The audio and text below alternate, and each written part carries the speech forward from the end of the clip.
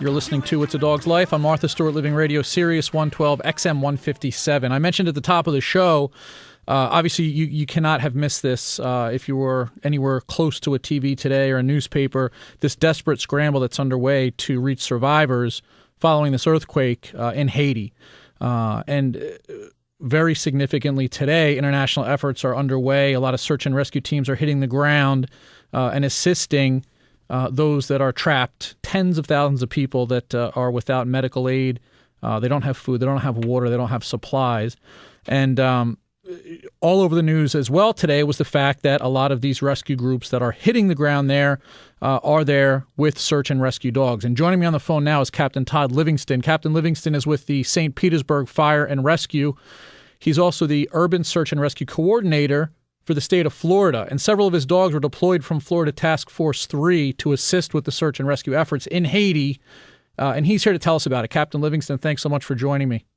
Thanks, Greg. I appreciate it. Thanks for having me. It's our pleasure. Amazing work that you guys are doing down there. You know, great news today that the search and rescue dogs already made some significant hits. They've already begun saving lives down there in Haiti. Tell us how Task Force 3 got involved with this effort.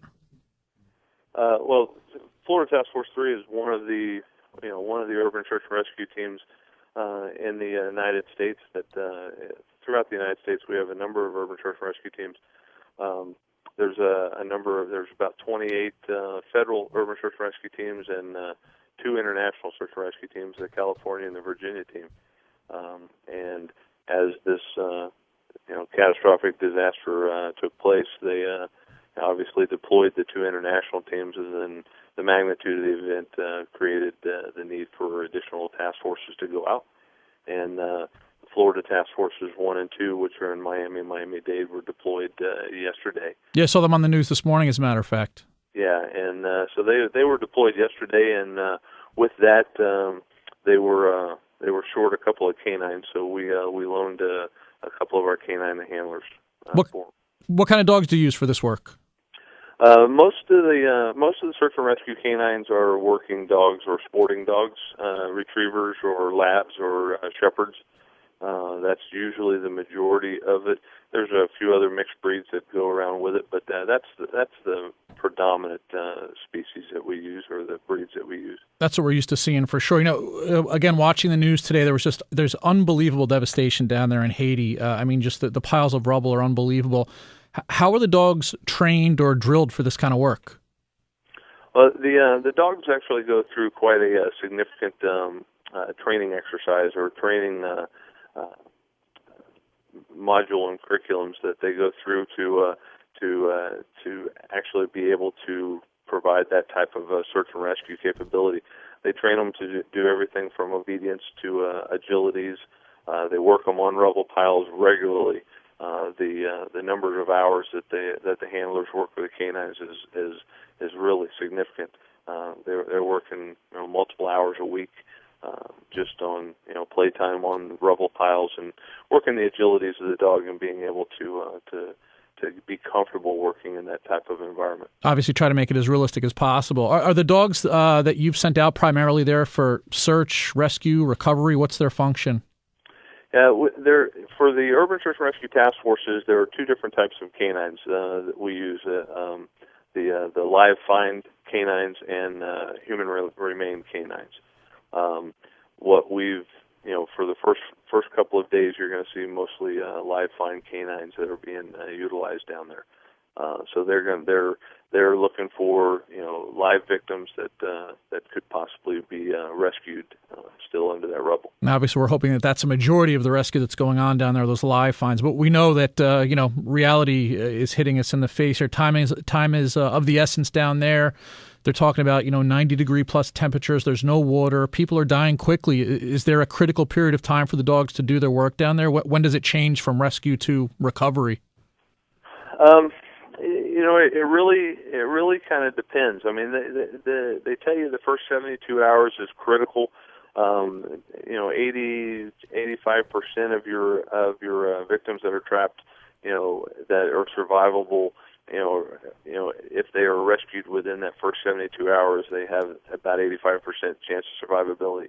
After that time frame, the percentage drastically reduces, and so time is, as you said, is of the essence. But Turkey, the earthquake in Turkey, they had a rescue after 9 days. So you've got probably the first week is going to be the most critical time frame. Fingers crossed we'll hear more of those kind of stories like that one from Turkey. Why are the dogs so important? What value do they add? Is there something that they can do that the human search and rescuers cannot?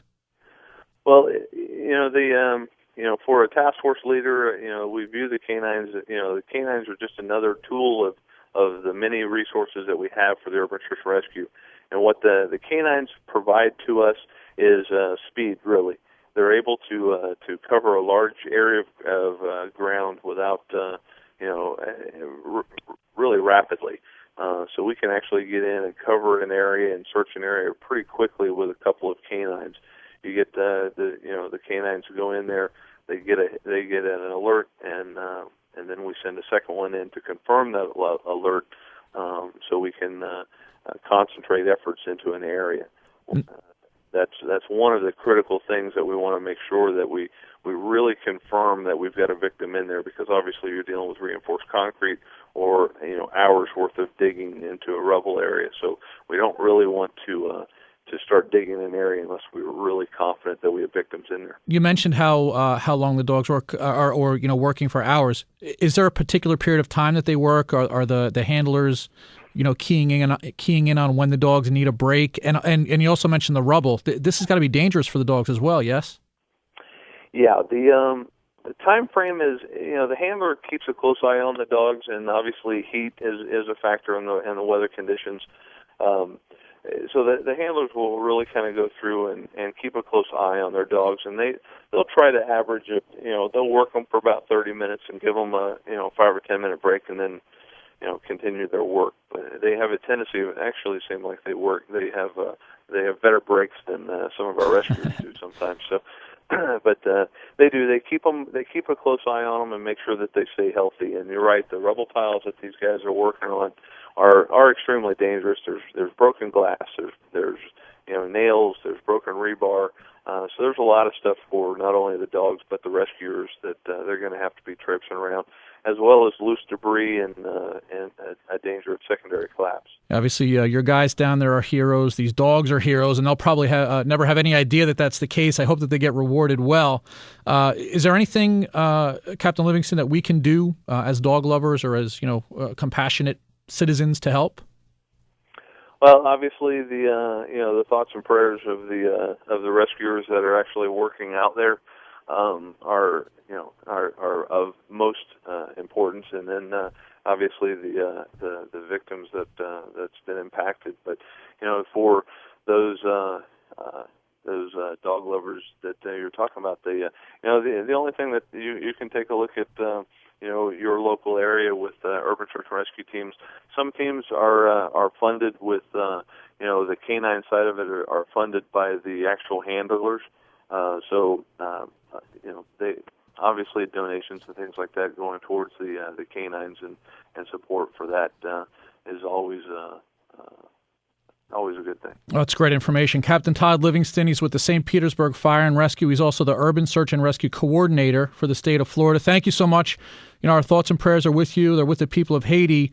Of course, they're also with your Task Force 3 there and all the search and rescue teams down there saving lives. Thanks for giving us a little glimpse into what you're doing.